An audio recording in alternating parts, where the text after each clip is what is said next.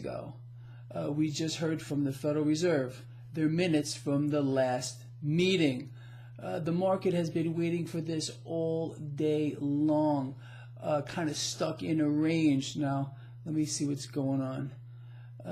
The S&P 500 is slightly negative as I am doing this video blog. It was higher prior to the minutes. Most of you know I do have a straddle, which I still have on, with regard to the S&P 500 and the volatility index. Check my website, traderschoice.net. I'm waiting for a little direction here. I'll close one side of those straddles and I'll capitalize on whatever direction this market wants to go. I don't care. I don't care. Anyway, actually the S&P's back up fractionally. Okay, so let's talk about a few things here. Huge news. We just found out that the world's second largest economy, China, had their credit rating downgraded. This is the first time this has happened in 30 years. You would imagine in a normal market there would be a ripple effect, but not in this one. Again, I talked about this yesterday. We have a managed market, and the Federal Reserve is going to keep managing it. Speaking of that, again, not even now 6 or 7 minutes ago, we heard from the Federal Reserve and their minutes from their last meeting. More of the same. They want to unload their balance sheet. They're gonna try to shrink their balance sheet here, and rate hikes are going to happen this year.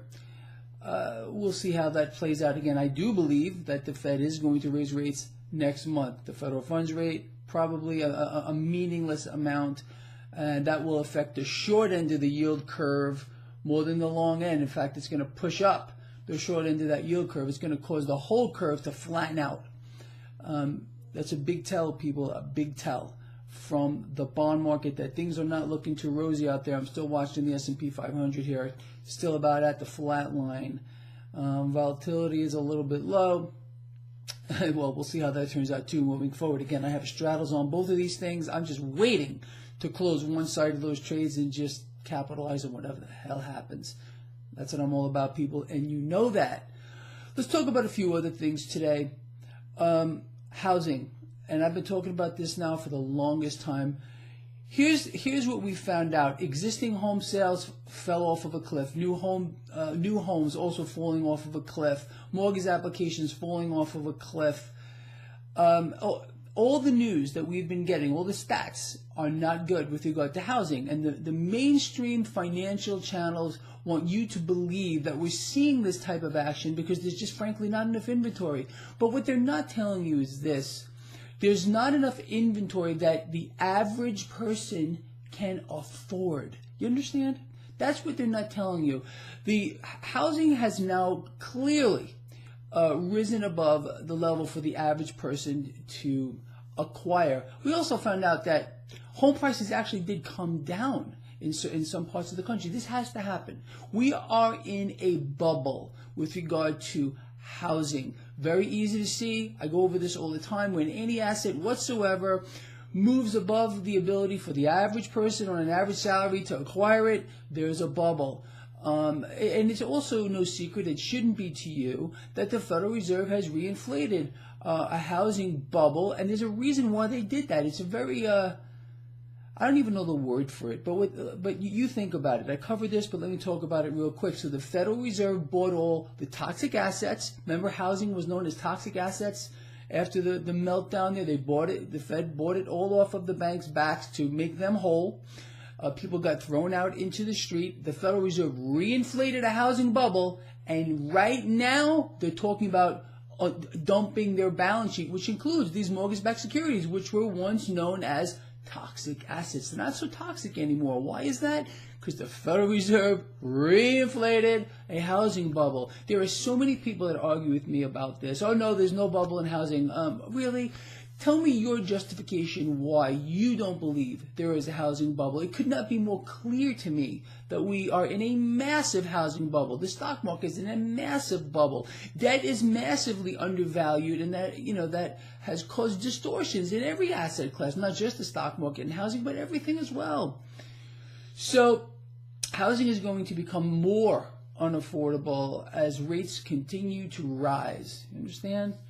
Could this whole thing backfire and people just start, I don't know, wanting to jump into the bond market, forcing rates lower? I guess they could, but what would force that? I don't know. But it is a possibility, no doubt about it.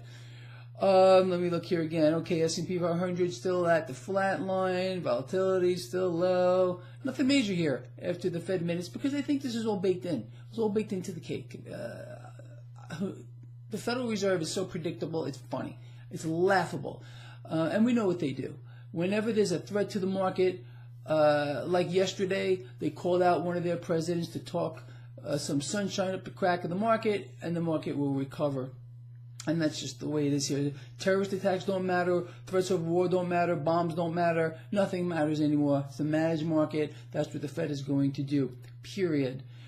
All right, so let's just recap here because I think this is really big. Number one, okay, stock market isn't doing anything after the release of the Fed minutes, which they're now talking about dumping their balance sheet, getting rid of the mortgage-backed securities, which were once toxic assets, not so toxic anymore because they reinflated a bubble. Very evil. That cash there should be going to the homeowners that lost everything. That's my opinion here. It's just so ugly in my opinion. It really is. It's so unfair that they were able to do this. But again, these institutions, the Wall Street banks, they never lose. They never will lose, and that's just the way it is here. Housing, it's in a bubble. People, get over it. Seriously, it's very simple to see. The narrative from the mainstream does not make sense. We got existing home sales falling off of a cliff, new home builder homes also falling off of a cliff, mortgage applications falling off of a cliff.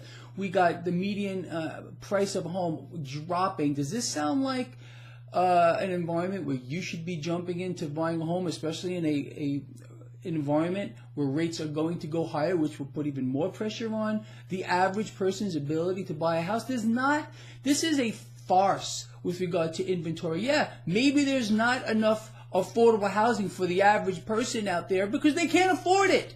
If that doesn't make sense to you, or the frank imbeciles, and that's what they are, and I'm going to say this on the mainstream financial channels, all of them, because they don't have the balls, okay, am I allowed to say that here? To call a spade a spade. They did the same exact thing at the top of the last bubble. They were cheerleading for housing. Go buy a house now. Do it, people. Buy a house now. And, they're complicit. The mainstream financial channels are complicit in what happened to people the last time because they're doing it again right now. S&P 500 is still at about the flat line. Okay. This China thing is huge. Again, if we were in a real market, the world's second largest economy being downgraded the first time in 30 years, I think that would have a negative effect on the market. But not here. Not here, because this is not real. Nothing is real. All right, pretty much that's it, people. Let's just pay attention to what's going on here. Not sure where the market's going to end the day after it digests what's going on here. Who knows? Could be higher, could be lower. Don't know, don't care. I told you I'm holding straddles here. I'm just waiting for the market to move one way or the other. I'll close one side of the trade, and I'll be happy. It's just so simple.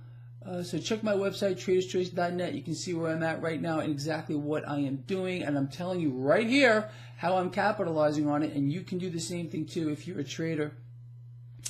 Let's see what else is going on. Gold is up a tiny bit right now. Silver up a tiny bit right now. Bond market flat. Dollar flat. I got all this stuff right here. And it's so crazy. It's absolutely nuts. All right. With that said,